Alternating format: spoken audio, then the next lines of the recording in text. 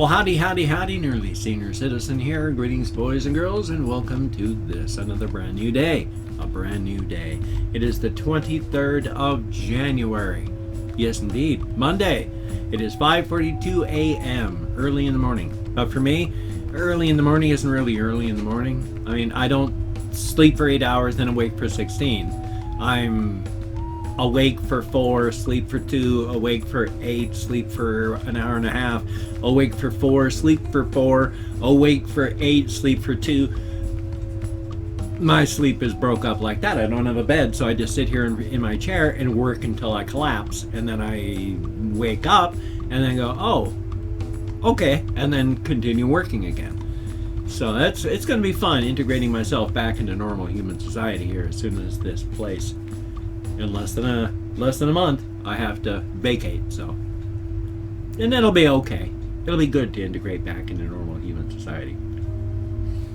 My friends were here late last night. She went to work yesterday. He stayed.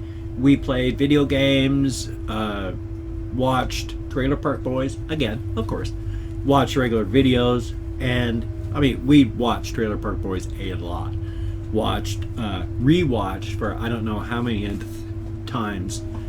Get Him to the Greek, with Jonah Hill and Russell Brand. That is still a freaking hysterical movie. I mean, I laugh like an idiot while watching that one, even a millionth time. Especially if you've ever seen Russell Brand and Jonah Hill and Get Him to the Greek. That part where Russell Brand and Jonah Hill are in the hotel where they've gotten a Jeffrey, and Jonah Hill's character is freaking out, thinking he's going to have a heart attack, and he's stroking the wall, and then there's the boss there is totally freaking them out, and they're running from him through the halls as he's chasing them, and they're just going, ah, screaming as they're running from the boss in the halls of the hotel, and it's funny as hell. I almost die watching that. It is. And when I saw the advertisements, trailers for it, 10 years or something ago when it first came out, I thought it looked pretty stupid. And then watched it, and my God, it's hysterical. So thumbs up on that. But they were here, and then she got off work at 2:30, showed up, and we were dabbing out. And well, I wasn't. I was letting them do that because she'd been kind of irritated the other day when she shows up at 2 o'clock at night, I'm asleep, and then I wake up and then insist on having dabs too. Well, I'm going to be awake after they leave, so of course I want dabs. There's going to be time. But last night I was just like, I'm really tired. I'm not even going to ask for any. And then I fell asleep anyway. So then I woke up. Now this is the funny part. Yesterday I did my morning vlog. I've had a lot of comments saying, boy, you must have been really lit. You were really medicated, weren't you? Actually, yesterday I didn't have any medication at all during my morning vlog. That was straight me, with no medication at all. I was not medicated when I vlogged. I woke up and turned on the camera, so there was no medication at all. In fact, I was, not hurting, but I was non-medicated. I hadn't had anything in me for hours and hours and hours. So, thumbs up. That was me. That was not medication. That was just me. What can I say? And then down here, hey little guy, wake up, wake up. Oh, you're gonna get scared. Nope, I'm rubbing your tummy. Hi little guy. I'm sorry it's taking so long. I don't want to scare him so bad. I really don't like startling the little guy, so I try to make noise and wake him up. And he was upside down and digging. So when I looked down, it was just his feet and his tummy and his tail, and the rest of him was buried and digging underneath stuff. So I had to be careful. I didn't want to scare the snot out of him. And so I banged up against the side there to let him know I was there, and then picked him up, and he's a cutie. Look toward the camera. No, toward the camera. Why is it that you guys don't even like looking in that direction? You like to turn around and look towards me. I don't know why. There we go. But he is a cutie. See? He's turning around. Now here, this part, he's a little bit on the rub to fur side like that, because what these silly little guys do, because their wheels, I need to replace them all. The wheels and the cages are too small, way too small. Where if they try to run on the inside of the wheels, they're going to hurt themselves. Luckily, they're smart and they don't try to run inside of the wheels, which is the only reason I don't take the wheels out. They run on top of the wheels. And so they plonk themselves on top of the wheel like this, but then the cage is back behind them, so they're resting like that. And their little backsides are up against the cage as they run, and it kind of rubs the fur off of them right there because they're plonked up against the cage with their backs. I'm not sad that that the wheels are too small because they run on top of them. I am going to replace them. I want them to be able to run on wheels without having their fur on top of them rubbed loose, or, try to hurt themselves if they actually wanted to run on the inside. I don't want them to get hurt. I don't want to continue having their fur rubbed off. They're little cuties. I don't want to hurt them at all. Thumbs up on that. I still have 9 little girls, 7 little boys. About 4 or so of my little ones. I have 3 little girls that I don't play with right now. I don't bring them out of their cages. One of them is Goldie. I don't bring them out because they're of an age now where stress could wipe them out pretty quick. And I don't want to do that. So I just leave them in their cages. I feed them, I water them. Occasionally, like when we clean the cages out, we have to take them out and interrupt their lives. So, only so much you can do. But on the whole, I just try to leave them in there, feed them, water them, and then just let them live their lives, because I don't want to freak them out and kill them in their old age. So I've got, like I say, about 3 little girls that are right on the edge, old age-wise. And then I've got about 2 or 3, closer to 2 of the little boys are of an age where I get worried. I got one little male I showed you guys here just the other day. He's really blank on his fur. Oh, not blank, it's thin. He's really thin furred. So, and you can really feel all the vertebrae on his back. Come in, little guy. I need to use you again. Sorry. The real easy way to tell the age of a hamster by looking is take a look at their fur. You see how there's I'm trying to think of the words for this one, but when he's moving, his fur, see how it's got little break points in it, but he doesn't have, they're not massive break points. His fur is still just, nice and soft and sleek. But when they get older, the break points, because their fur is so thin, they'll move, and instead of the fur just being all there, it'll poofs and breaks, and little guys that are escaping. Come here, you. Sorry about that. You little Houdinis. But then that's by looking is a quick thing you can tell. But then when you feel them, you run your hand down their spine. And if you just feel a solid line, because of spine, then you're doing good. They're a nice young hamster. But if you feel the bones, if you can feel the individual vertebrae, they're really old. Because a young hamster, even a medium-aged hamster, you can't feel the individual vertebrae. And when you feel the hips, you feel meat. Like on him, you feel meat grabbing his hips. So his spine and his hips feel meaty and not bony. And like Goldie and the others, when you touch their backs, it feels like a stegosaurus with their bony plates on there.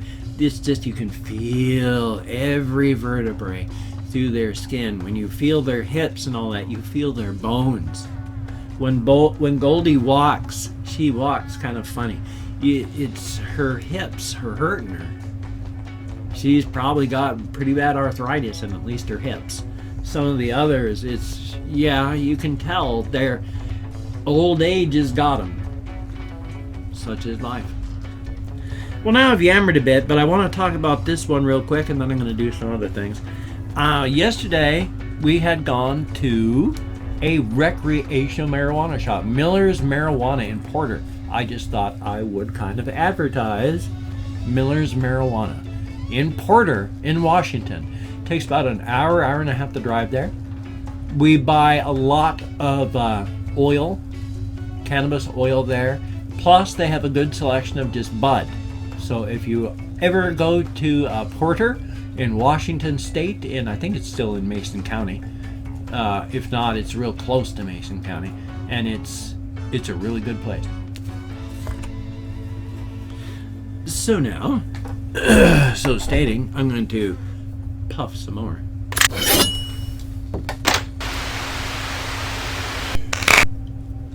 Unlike yesterday, I have been medicating before I started to record, and I've been medicating, I'm medicating again.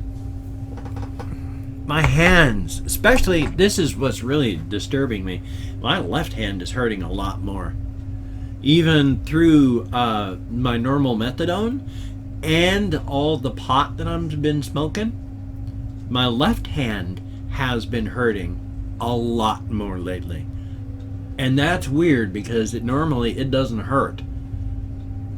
So here's hoping that's not a... Every once in a while, something happens in my fibro. It gets shook up and then it settles to a new rest state.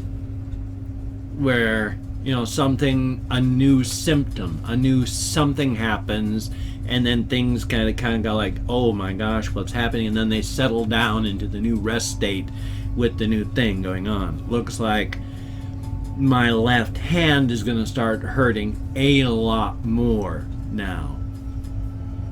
Yay. So the new rest state looks like it's going to be a lot more hand pain. Yay for fibro.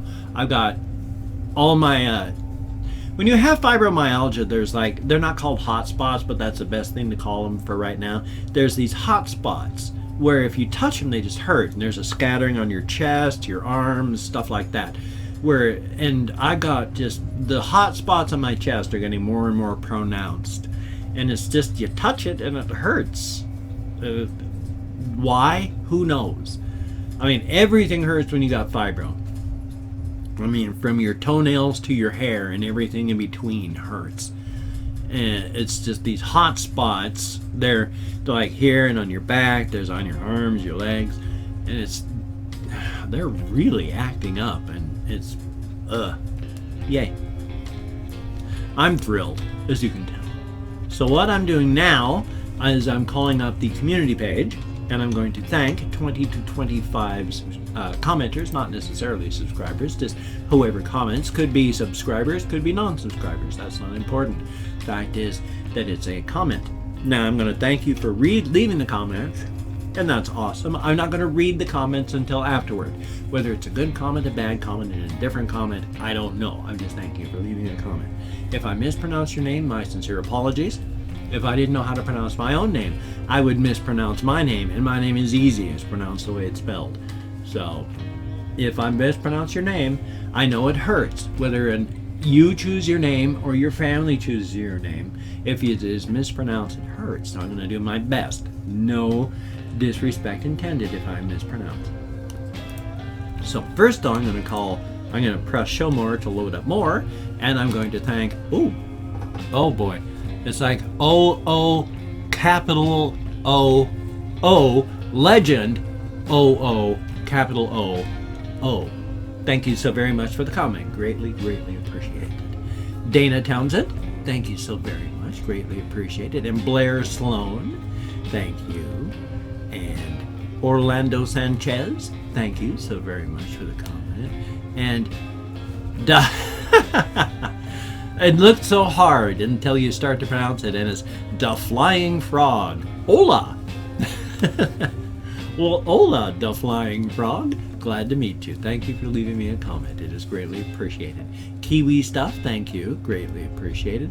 Once again, Claude5190. You've gotten quite a few shout-outs, and that's a good thing. And S. Shady H, thank you so very much. Greatly appreciated. And Tom Watmore, or Whatmore. I'm not quite sure if it's Watt or what, but thank you so very, very much. And hey, the Mober, thank you so very much. Greatly appreciated.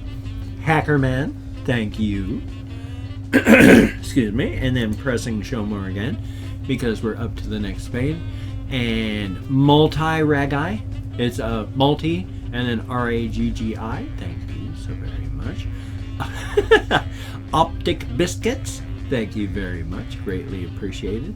And N-me, you know, lowercase n, and then the word me, confusion, spelled with a Z, confusion. Thank you very much. And Ophobe Iconic, thank you very much. Greatly appreciated. Freako Thunder, thank you very much. And we come down to Stephen Fernald, thank you so very much. Stephen or Steven, not quite sure. And Bojax, thank you, greatly appreciated. And Killer Bee, thank you. Number 19 you are. And wow, Den Enterprises, I guess it is. Number 20, thank you very much for that. Hitting show more. And Mika Mach 5, thank you again so very much. Another shout out. Well, son of a gun. And Maddie Metz, thank you very, very much. Greatly appreciated. Spazadaza. Uh-oh, was that 3 or 4? I'm going to go with, say it's 3, not 2. So, son of a gun, thank you very much. And TC Plays, thank you. Greatly appreciated.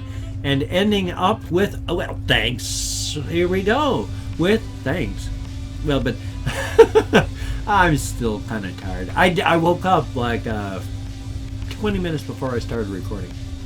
And then I started recording. And then number 25, Magic Mexican. Thank you so very, very much. Magic spelled with a J. So son of a gun. Thank you so very, very much. Greatly appreciated.